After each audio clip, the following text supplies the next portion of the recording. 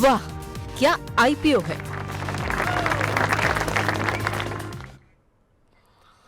वाह क्या आईपीओ है। खास पेशकश हमारी इसमें आईपीओ बाजार से जुड़ी हुई तमाम पहलुओं पर हम बातचीत करते हैं और आप सभी दर्शकों का बहुत सारा ढेर सारा प्यार लगातार जो है इस सेगमेंट को मिल रहा है।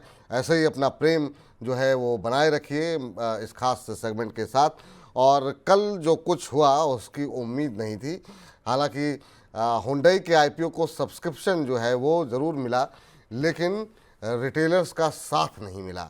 जी हाँ, वो क्या कुछ नंबर्स हैं पहले ज़रा समझ लेते हैं। शौर्य हमारे साथ हर रोज़ की तरह जुड़ चुके हैं। शौर्य बताइए, थोड़ा सरप्राइजिंग रहा। एक तरफ हमने देखा कि कोई भी आईपीओ आता था पहले ही दिन सब्सक्राइब हो जा रहा था, ओवर सब्सक्राइब, और हुंडई को पसीने आ गए फुली सब्सक्राइब कराने। जी, देश का सबसे बड़ा आईपीओ पूरी तरह सब्सक्राइब तो हो गया है, लेकिन रिटेल इन्वेस्टर्स ने उसे थम्स डाउन दिया है क्योंकि वो 0.5% ने 50% सब्सक्राइब हुआ है रिटेलर्स की तरफ से, और हाई नेट वर्थ इंडिविजुअल भी खाली 60%। अब रिटेलर्स को मेन दिक्कत थी वैल्यूएशन को लेकर। उन्हें लगा जब वैल्यूएशन पीयर्स की लाइन में है तो यहाँ से अपसाइड पोटेंशियल क्या है, वो अपने आप में एक गुस्से का कारण बना जो फिर आईपीओ के बियॉन्ड चला गया। और ऐसा रिटेलर्स के मन में परसेप्शन आ गया कि हुंडई भारतीय रिटेलर्स निवेशक को एक्सप्लॉइट करने की कोशिश कर रहा है, जिससे और नेगेटिव सेंटीमेंट बनता चला गया। लेकिन अब ये बात करें तो एक्चुअली हुंडई के लिए ऑपरेशनल रिस्क भी बन सकता है। अभी बैकलैश अगर और ज़्यादा बढ़ा तो इसका फर्क कंपनी की सेल्स पर पड़ सकता है, क्योंकि हुंडई की गाड़ी ऐसा तो है नहीं, बाकी कंपटीटर से बहुत अलग है।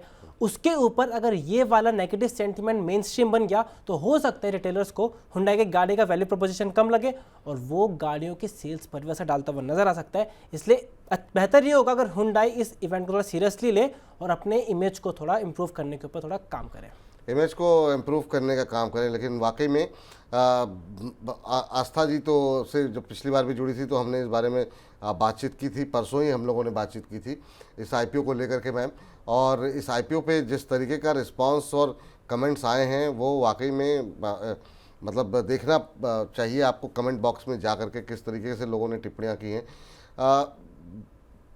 कुछ लोग कह रहे हैं कि मामला सिर्फ वैल्यूएशन का था, नेशनलिज्म का था नहीं।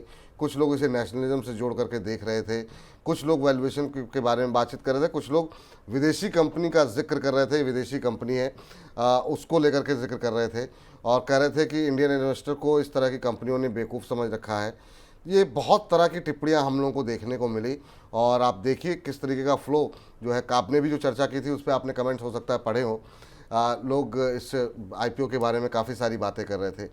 क्या वजह रही मैम, और कैसे देख रही हैं आप जो भी सब्सक्रिप्शन के आंकड़े आपको पढ़ने, देखने, समझने को मिले? देखिए विपुल जी, जब हमने चर्चा की थी तब सबसे पहले मैंने आपको यही बोला था कि अगर ये सब्सक्राइब भी होता है तो 2 या 3 टाइम मैक्सिमम, तो वहां पे थोड़ा सा सब्सक्रिप्शन फिगर्स अगर आप ओवरऑल देखें तो 2 पॉइंट समथिंग टाइम ये सब्सक्राइब हुआ, जो हम प्रिडिक्ट कर रहे थे, जैसा मैं समझ के चल रही थी उतने ही लेवल्स के आसपास ओवरऑल सब्सक्रिप्शन आया। दूसरी तरफ मैंने आपको कारण बताया था वैल्यूएशन, वैल्यूएशन को लेके ही यहाँ पे हम चिंतित थे क्योंकि वैल्यूएशन ज्यादा लग रहे थे और इसी वजह से हमने देखा कि इतने अच्छे सब्सक्रिप्शन फिगर्स भी नहीं आए। एक बड़ा कारण जो अभी लग रहा है, देखिए मार्केट्स भी अभी थोड़ी सी स्थिति अच्छी नहीं है, इंडियन स्टॉक मार्केट भी थोड़े से वीक हो रहे हैं और जो इसका इमीडिएट पेयर है मारुति, वहां पे भी एक अच्छा करेक्शन आया है। तो जब जो नंबर 1 प्लेयर इंडिया में मारुति कार, मैं यहाँ पे मैन्युफैक्चरर्स की बात कर रही हूँ, तो वहां पे अगर मारुति के वैल्यूएशंस भी घट रहे हैं इंडियन मार्केट्स में, तो डेफिनेटली ह्युंडई जो नंबर 2 का प्लेयर है तो वहां पे वैल्यूएशंस भी घटेंगे। तो वो भी एक चिंता थी कि मार्केट्स की स्थिति अच्छी नहीं है, नंबर 1 प्लेयर ही जब इतना करेक्ट हो रहा है तो हो सकता है इसकी लिस्टिंग भी किस तरह की बने, वो भी एक देखने की बात थी। तो इन सभी पैरामीटर्स के चलते सब्सक्रिप्शन अच्छा नहीं आया और हमने देखा मतलब कि ये 2 to 3 टाइम्स के बीच में ही सब्सक्राइब हुआ। अब करना क्या है, देखिए मेरे हिसाब से तो लिस्टिंग गेन के लिए हमने पहले भी बोला था कि इसमें लिस्टिंग गेन की उम्मीद करते हुए ना चले, क्योंकि लिस्टिंग गेन जो रहेगा वो प्योरली अगर थोड़ा सा टेबल पे छोड़ा होता तो बिल्कुल लिस्टिंग गेन भी मिलता था, तो वहां तो नहीं लगता है। मेरे हिसाब से यही मुख्य कारण रहा कि वैल्यूएशन ज्यादा थे। दूसरी तरफ इस टाइम में मार्केट्स में वो आईपीओ आया जबकि मार्केट्स भी थोड़े से वीक हो रहे हैं, और तीसरा जो इंडस्ट्री है ऑटो इंडस्ट्री, वहां पे नंबर्स भी अभी थोड़े वीक आ रहे हैं, जो हम हर महीने की ऑटो सेल्स के नंबर देखते हैं। तो ये सभी फैक्टर्स मिलके मेरे हिसाब से ये आईपीओ के लिए थोड़ा सा डैम्पनर साबित हुए और आईपीओ में सब्सक्रिप्शन फिगर उस हिसाब के नहीं आए जिस हिसाब के बाकी आईपीओ में आते हैं। अब मैम क्या अगर मान लीजिए कि लिस्टिंग सुस्त होती है और सुस्त लिस्टिंग के बाद क्या आपको लगता है कि दूसरे रूट से, सेकेंडरी मार्केट के रूट से इसमें एंट्री करनी चाहिए, या आपको लगता है कि अभी ये सेक्टर के लिए भी अच्छा समय नहीं है?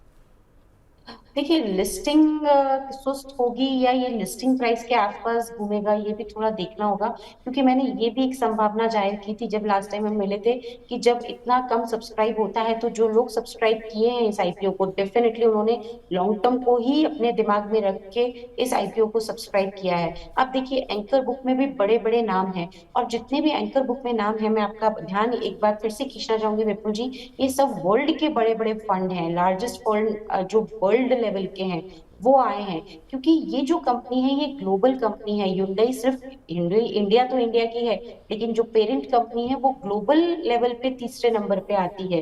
तो जितने भी फंड्स हैं वो जब अपना पोर्टफोलियो बनाते हैं, बड़े बड़े फंड मैनेजर, तो वो ऑटोमोबाइल सेक्टर को भी एक अपना परसेंटेज देके रखते हैं। और डेफिनेटली इस तरह की कंपनी जिसका की ब्रांड इतना सॉलिड है, वर्ल्ड लेवल की कंपनी है, तो ब्रांड का नाम है, तो वो अपने पोर्टफोलियो में भी रखते हैं। आप देखिए कितने बड़े बड़े फंड्स यहाँ आए हैं। तो अब बात ये है कि लिस्टिंग कैसी होगी, तो मेरे हिसाब से लिस्टिंग इसकी अगर ये इश्यू प्राइस के आसपास भी रह सकता है और थोड़ी सी नीचे भी हो सकती है, तो एक बार मैं लिस्टिंग के दिन ही इस पे ज्यादा समीक्षा करना चाहूंगी कि करना क्या है। अभी कहना थोड़ा जल्दबाजी होगी, लेकिन अगर ये लिस्टिंग में थोड़ा सा घटता है तो मेरे हिसाब से फिर एक बार वहां पे वैल्यूएशंस डेफिनेटली चीप हो जाएंगे, लेकिन कितना घटता है वो हमें देखने की बात होगी। दूसरी तरफ अगर प्रीमियम में भी लिस्टिंग हो जाए, क्योंकि मैंने आपको बोला कि क्योंकि सप्लाई आना मुश्किल भी हो सकता है, ये भी संभावना है, तो क्या करना चाहिए, तो दोनों ही संभावनाओं में लिस्टिंग के दिन ना खरीदें, थोड़ा सा रुक जाएं, मार्केट्स को भी संभलने दें, ऑटोमोबाइल सेक्टर के भी नंबर्स अच्छे आने दें, और उसके बाद स्टॉक की भी प्राइसेस को संभलने दें, और फिर ही इसमें एंट्री करें। तो मेरा कहना यही है कि लिस्टिंग के दिन दोनों ही तरफ की संभावनाओं में थोड़ी सी एंट्री ना करें, वेट एंड वॉच करें। वेट एंड वॉच करें। अभी एक दिन जिस दिन लिस्टिंग होगी, ये उन लोगों के लिए राय है जिन्होंने अप्लाई कर दिया है, तो आप लोग वेट एंड वॉच करें। और देखिए, जिस दिन लिस्टिंग होती है हम कोशिश करेंगे कि आस्था जी को इस कार्यक्रम का हिस्सा बनाएं, और अगर आस्था जी के पास समय रहेगा तो आस्था जी आप लोगों को गाइड करेंगे कि आपको उस दिन लिस्टिंग के दिन करना क्या है। इस बीच शानू खान जी कह रहे हैं कि हुंडई में अप्लाई नहीं किया है। मैम, अगर आपने क्या लक्ष्य पावर के एसएमई आईपीओ पर आपने ध्यान गया है क्या आपका? कह रहे हैं कि आस्था जी का सजेशन चाहिए, उनका व्यू आईपीओ पर व्यू काफ़ी अच्छा रहता है। तो आपके आईपीओ के एनालिसिस की देखिए, तमाम लोग हमारे फ़ैन हैं, आपके फ़ैन हैं, और वो जानना चाहते हैं कि अगर आपने आपकी नज़र गई हो लक्ष्य पावर को लेकर के, या एसएमई छोड़ रखा है आजकल? नहीं, हम लोग एसएमई ट्रैक नहीं करते हैं, ठीक। तो मैं एसएमई के आईपीओ पे कोई भी कमेंट नहीं कर पाऊंगी, क्योंकि हम लोग खुद भी मर्चेंट बैंकर्स हैं एसएमई स्पेस में, इसलिए हम लोग ट्रैक नहीं करते कोई भी एसएमई आईपीओ को। चलिए, बहुत अच्छी बात है मैम, कोई बात नहीं। तो ये सानू जी, आपको अब हम आगे कभी जो है इस पर चर्चा करके बता देंगे। अर्णव कह रहे हैं, दिल्ली से हैं, नॉर्दर्न कैपिटल एआरसी का अभी हाल में आईपीओ आया था, और ये कह रहे हैं कि आईपीओ में मुझे मिला हुआ था, क्या मुझे होल्ड करना चाहिए? मेरा नज़रिया 1 साल का है। तो इस पर आपका भी एनालिसिस हमने सुना मैम। और अभी नॉर्दर्न कैपिटल में क्या करना चाहिए? जो लोग लॉन्ग टर्म के लिए होल्ड कर रहे हैं, क्या एक बार के लिए प्रॉफिट बुक करें, या फिर जैसा इनका नज़रिया 1 साल का, या फिर एक बार के लिए अभी होल्ड करते बने हुए हैं तो बने रहें? देखिए, नॉर्दर्न कैपिटल की बात करें तो ये आईपीओ 263 रुपीज में आया था, लेकिन उसके बाद इसने अच्छे खासे गेन्स भी दिए थे। जब हमने कहा था कि लिस्टिंग गेन का भी कैंडिडेट है, मेरे हिसाब से उस दिन 10% के आसपास का लिस्टिंग गेन भी हुआ था। तो दोनों ही तरफ से हमने होल्ड करने की सलाह दी थी। अभी भी मार्जिनली अप है अपनी आईपीओ प्राइस से, मेरे हिसाब से लंबे समय के लिए भी होल्ड किया जा सकता है, कोई दिक्कत नहीं है। मार्केट से इतने खराब है कि अभी तो सब जगह हमें ज्यादातर एक बिकवाली का दौर देखने को मिल रहा है, तो उसके चलते अभी भी ये 3 रुपए ऊपर ही अपनी लिस्टिंग प्राइस के है, लेकिन आप लॉन्ग टर्म के लिए इसको होल्ड कर सकते हैं। लॉन्ग टर्म के लिए होल्ड कर सकते हैं, ये राय निकल करके आती हुई। तो ये बातें रहीं। हुंडई की हमने बात कर ली कि इतनी बड़ी कंपनी, दुनिया की तीसरे नंबर की कंपनी, भारत के अंदर सबसे बड़ा आईपीओ, विदेशी कंपनी। अब जरा एक देशी कंपनी के बारे में बात कर लेते हैं। और वहाँ पर तो अभी आस्था जी कह रही थी कि थोड़ा सेंटिमेंट भी ख़राब था बाज़ार का, लेकिन यहाँ पर सेंटिमेंट पे कोई असर नहीं पड़ रहा है। जरा वारी एनर्जीज़ की बात करते हैं, शौर्य के पास चलते हैं। सॉरी, यहाँ पर तो ग्रे मार्केट प्रीमियम पे ऐसा लग रहा है कि मतलब ये भी शेयर डबल हो जाएगा। बिल्कुल। क्या कुछ नंबर्स हैं, किस भाव पे आ रहा है, इसके बारे में जरा डिटेल हमारे जी दर्शकों को बिल्कुल, बताइए। वारी एनर्जीज की बात करें, हमने सबसे बड़े आईपीओ की बात कर ली, अब बात करते हैं सबसे बड़ी सोलर एनर्जी की कंपनी की। वारी एनर्जीज की भी आईपीओ का साइज छोटा नहीं है, 4000 करोड़ से ऊपर का आईपीओ साइज है और प्राइस बैंड भी 1427 से लेकर 1500 रुपये का है। यहाँ पे अगर पी पर नजर डाले, इसका पी है 30.87, हुंडई का था 26, यानी वारी का पी ज़्यादा है लेकिन फिर भी इतना ज़बरदस्त प्रीमियम देखने को मिल रहा है। 80% से ऊपर प्रीमियम मिलते हुए नजर आ रहा है और इसका सबसे बड़ा रीज़न जो है वो आज टाइम की बात में ही है। ऑटो सेक्टर में इतने ग्रोथ प्रोस्पेक्ट नहीं है, इसलिए 26 का पी ज़्यादा लग रहा है। ये सोलर की कंपनी है जहाँ ग्रोथ प्रोस्पेक्ट्स बहुत ज़्यादा है, इसलिए पी 30 के होने के बाद भी काफ़ी ज़्यादा तेज़ी देखने को मिल रही है। और यहाँ पे कंपनी 42,000 करोड़ के मार्केट कैप है और अगर इतने प्रीमियम पर लिस्ट हो 83% के, तो वो लगभग 80 करोड़ की कंपनी बन जाएगी, जो अभी टॉप 200 कंपनी के आसपास आती है। इस पर लिस्टिंग हुई तो देश के टॉप 130 कंपनी का हिस्सा बन जाएगी। टॉप 130 कंपनी में शामिल हो सकती है वारी एनर्जीज।